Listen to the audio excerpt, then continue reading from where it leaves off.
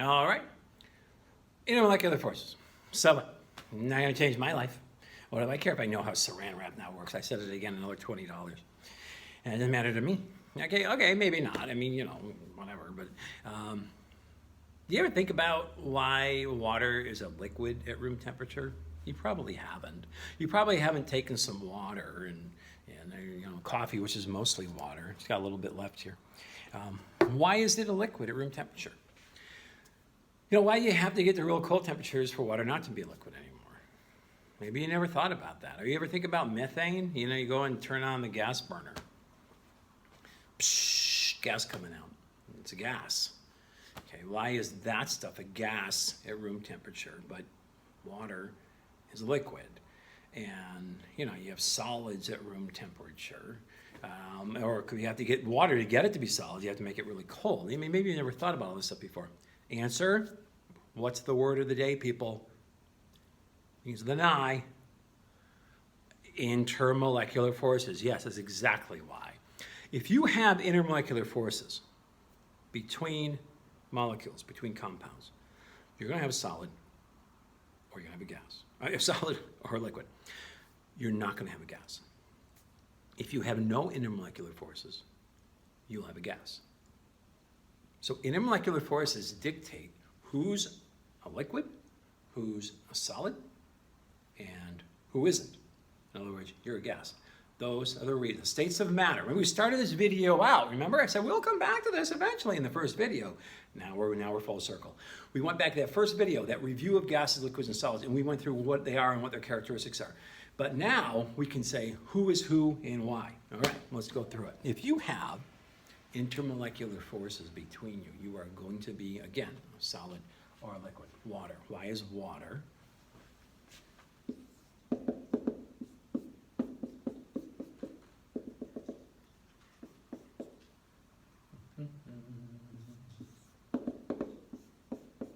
Okay.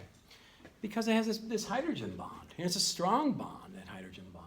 And so these are going to be connected. They can't get away from each other. If you can't get away from each other, you are together, you're a liquid. Now, there is some freedom of movement here. There's these can they twist and they can distort and they can torque and they can do this. That's why liquids can flow. They can flow, but they're still all connected. The water flows, but it's still connected because of these intermolecular forces. If I want to solidify water, I have to get it colder. I have to get it to slow down a little bit. I think the molecules stop moving around so much. And if you make them colder, they will slow down. If they do that, if water does that, it'll form a crystal structure. And I'm never good at drawing this crystal structure out, but I'll give it a shot. We'll make these smaller. So there's oxygen, hydrogen,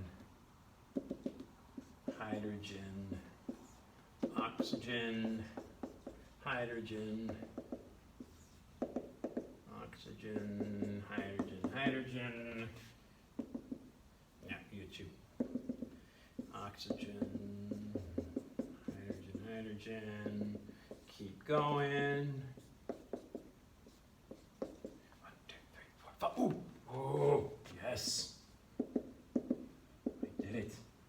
I did it. No, that doesn't work. This one goes here. This one goes here.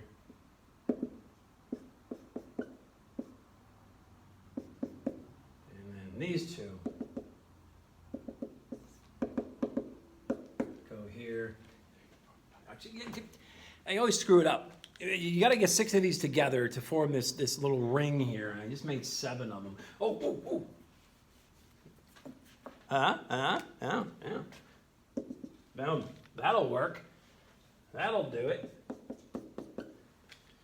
All right, 1, 2, 3, 4, 5, 6, and they form what's called a hexagonal crystal.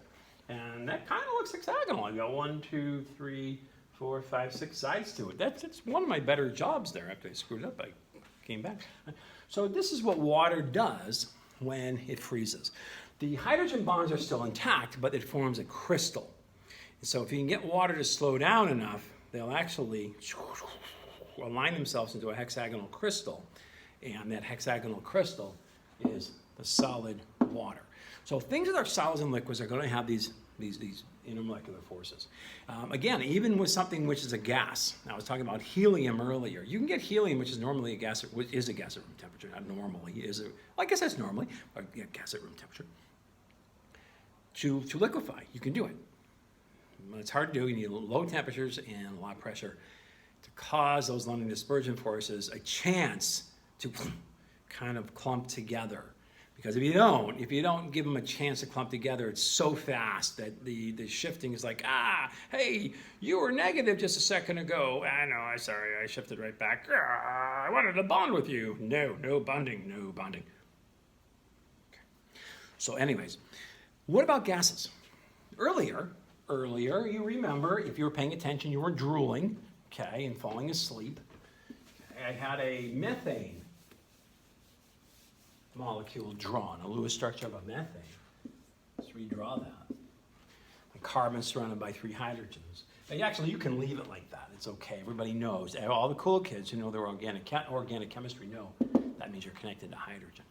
But I'll draw it out anyways. Are you a cool kid? And these hydrogens all have positives because the carbon is drawing the electrons toward it. The carbon has the higher electronegativity. That means you're negative, negative, negative, negative. All right? Here is your gas jet spewing out some methane. Actually, it spews out propane. It can have a little bit of methane mixed in there. But propane is the gas of choice. But stick with me. So you've got these methane gas molecules. And in order to form a liquid, they have to stay together. They have to connect and have an intermolecular force between them so they can stick together. What are they going to do? Ew, I don't like you either, so ew back. Like charges repel. These things aren't going to get together. In fact, when they get close to each other, they're going to go, no, not happening. Okay, they're going to repel each other.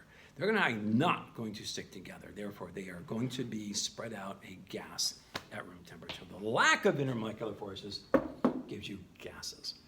All right? Well, beans give me gases, but sorry, TMI. Okay. All right, let's go talk about some of these other characteristics on the list. You got the list, right? You got it. Some people like to check things off as they're going through these. He did that, he did that, he did that, he didn't do that. Sometimes they go out of order. So if you're in one of those in order people, I like to mess you up. But I will go through all this stuff. Okay, so let's see. Let's see what's on here. Boiling points and melting points. Boiling points and melting points go hand in hand. If you have high boiling points, you're going to have a high melting point. If you have a low boiling point, you have a low melting point. Water has a very high melting point. Yes, it does. Water's boiling point, we all know, is...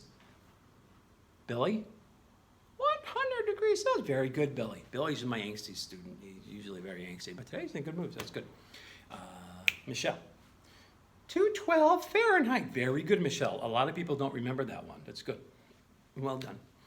So that's high. It is. That's high for a liquid. Go ahead. Don't believe me. Don't trust me. Go and look up boiling points of common liquids. They'll have this alcohol, that blah, blah, blah, blah in there. And see where they are. They're all below 100. They're all lower. Why is that? Because water has strong intermolecular forces, hydrogen bonding. That hydrogen bond is the strongest of the bonds. So if I am a water molecule, I'm bonded to another water molecule with hydrogen bonding, we're connected. So I'm liquid water, we're all hanging out together. Our hydrogen bonds, we're all together, all these water molecules stuck together. They want to stick together. That's what they want to do. If you're going to get them to boil, in other words, get that water to go into the gas or the vapor phase, you've got to separate them. Yes, you do. And those waters don't want to do that. They like each other. Water likes a different water. They like each other. They want to hang out. They're best buds. They're BFFs, man. They're BFFs.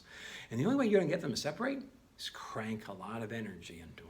It takes a lot of energy. You've got to get those things moving so fast with all that energy. I know you say, I make my ramen noodles. I put the water on the thing, and it's like 7 minutes later, it's boiling. Yeah, 7 minutes is a long time for a liquid.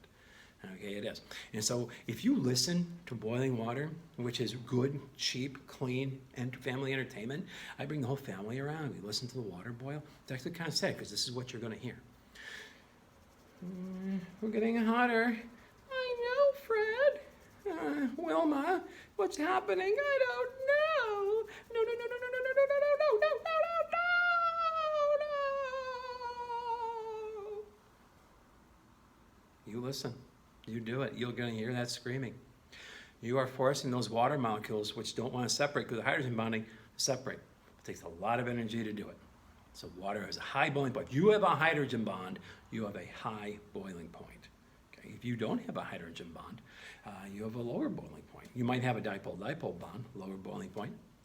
You could be a London dispersion force connection, like helium connected to helium at very, very cold temperatures. So you have a very, very low boiling point. You will separate quite easily with just a little bit of energy. So boiling point directly. What else have we got on here? Oh, surface tension. Surface tension. Hydrogen bonds cause serious surface tension between water molecules. They don't want to separate. You know what a belly flop is. Now, maybe you've done a belly flop, either on purpose or by accident. Okay, I've done them before, both ways. Okay, and it doesn't make any difference. It hurts. Okay, it is like a rental car company, people. It hurts. That's a good dad joke. Good dad joke. Well, because what's happening is the water molecules don't want to separate. So they want to stick together. And here comes you, and the water molecules are up. Oh, great, well, my luck. I know, Fred, I see him. And the water molecules have got to separate. You have to put force to separate them. Ouch. Red marks, okay? If you want to break surface tension, you dive in hands first or feet first. And your feet and your hands will break that surface tension, allowing you to get through without getting ouch. So surface tension is caused by those intermolecular forces. Don't want to separate. A couple more terminologies here. Oh, viscosity. Viscosity is another word, which means I kind of say viscosity is flowage. Okay, that's my word, flowage. I made that up. Okay, trademarking that, flowage, right here. And that means ease of flow. If something is viscous, it doesn't flow very easily. Motor oil, molasses, those are the ones we think about are viscous. They can flow slowly. They have a lot of intermolecular forces within them. Water actually has a relatively high viscosity. I know what you're saying. Water flows really easily. It does, but compared to some other liquids like alcohol flows much faster. It's not as viscous. Water has some viscosity to it because of those intermolecular forces, not allowing the molecules to slip around each other too easily. And so increased intermolecular forces, increased viscosity. Cohesion versus adhesion, two terms. We got to be able to talk the talk before we can walk the walk. Okay, just a term for you. Cohesion means sticking to yourself. Adhesion means sticking to something else. And you've seen this before. You've got a graduated cylinder, and it has that, if you look at it, the meniscus. Okay, the glass and the water, that's adhesion. The water is sticking to the glass, adhesion. Something different, sticking to something different. Water molecules like to stick to themselves. So if you ever take a look at a drop of water, okay, it does something like that. It's got this little bubble to it. It's kind of neat. Well, how does it do that? It's defying gravity. Well, in a way, it is defying gravity because the forces that hold the water together, cohesive forces between the same type, cause this to bubble up. If you look at alcohol, it'll do this. You'll get a much lower bubble because you don't have those cohesive strength forces like the water does with those strong hydrogen bonds. And then specifically, I want to talk about water. We already have talked about water a little bit. In order for water to form a solid, it's got to make that crystal structure. And another thing I have listed down here, crystal structure versus amorphous. Crystal structure means that, well, something forms a crystal. The definition of solids is it has to form a crystal. If you don't have a crystal formed, you don't have a solid. Now, was it in this class? Oh, yeah, it was in the first video. I kind of alluded to this, saying that glass technically is not solid. I mean, if you said it was a solid, no one's going to laugh at you. No one's going to laugh behind your back. Yeah, I called it a solid. No one's going to do that. But technically it's not. It's a liquid. It's a very, very viscous liquid. It flows very, very slowly over time, over decades and hundreds of years. Glass, if it's that old, will be thicker at the bottom and thinner on top because it is very slowly over time flowing. And glass does not have a crystal structure to it. You break glass, you know what happens. It shatters into a million different pieces that are all different shapes and sizes. There's no structure to it.